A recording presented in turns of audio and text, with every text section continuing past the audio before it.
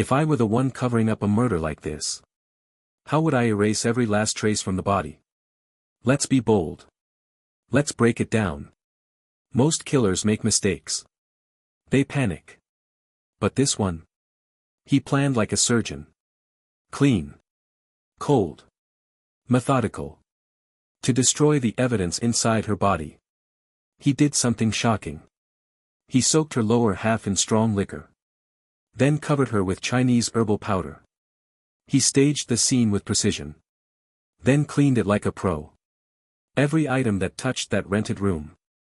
The ropes, the bedding, even the sheets. Gone. All removed. We're dealing with one of the most cunning criminals in modern history. And this was one of the most difficult cases Chongqing police ever faced. March 13, 2013. Baishe Town. Julongpo District. Chongqing. Around 7 a.m. Lu Yan was humming "A Good Day" on her way to have breakfast with her best friend. She knocked. Once. Twice. Many times. But there was no answer. She used the spare key, and opened the door.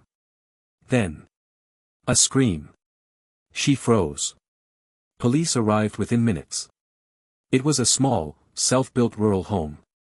Inside a tiny 10-square-meter room. They found something unthinkable. A naked woman, lying on the floor.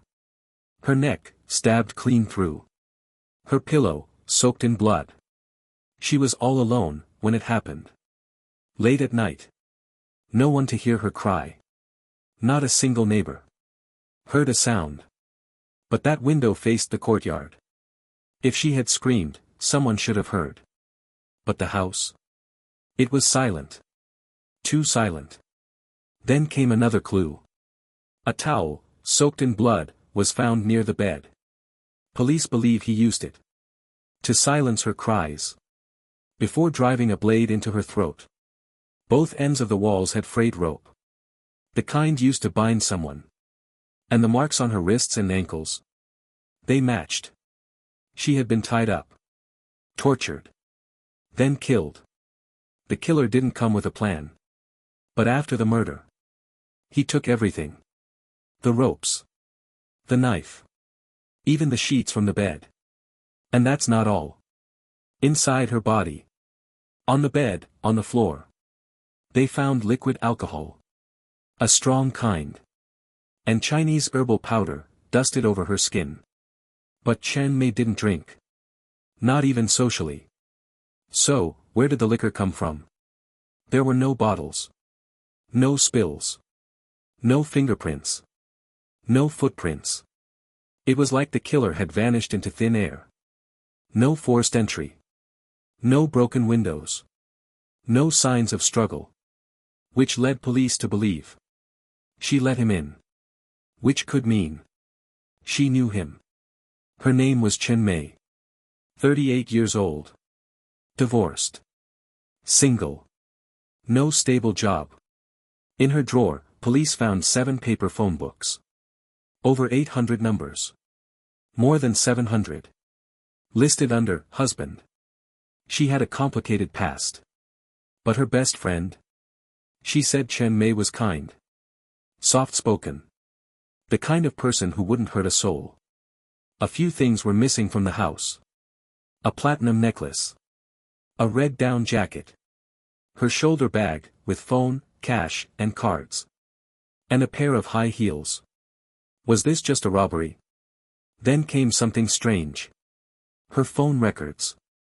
At 3 a.m., after she was already dead. Her phone made several calls to banks. So who was using it? Her bank cards were also used at ATMs around that time. Security footage showed a person wearing her red jacket. And her heels. At first glance. It looked like a woman. But those eyebrows. Thick and dark, gave it away. It was a man. In disguise. He covered the keypad with paper, avoiding fingerprints. But he made one mistake. He touched a door on the way out. That gave police a clue. A man. About 1.6 meters tall. Slender. Late 20s to early 30s. At 4:07 a.m. He boarded a three-wheeled motorcycle with a broken taillight. The driver remembered him well. Because he insisted on back roads. Why? To avoid checkpoints. Only someone with a criminal mind would think like that. He got off near Hailong village, where police believed he had a hideout. They started combing through past offenders in the area. And that's when they found Ai Jixiong. Slim. About 1.7 meters tall. A prior conviction for robbery. And he had contacted Chen Mei the day before she died. When police found him, he was lounging on the couch. And on his wrist, that same, unmistakable mole. Faced with the evidence, he confessed. He'd met Chen Mei at an entertainment venue.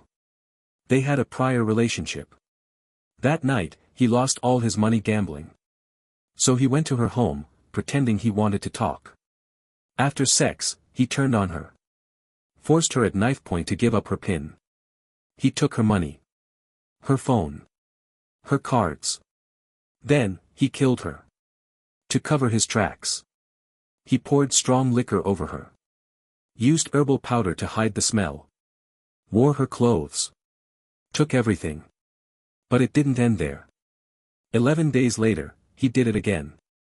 At a clothing store in Pingtang. He raped and murdered the shopkeeper. Cold. Calculated. Inhuman. And in the end, all that effort. All that horror. For what? A deep-fried peanut. If you liked this video, hit the like button and subscribe for more true stories.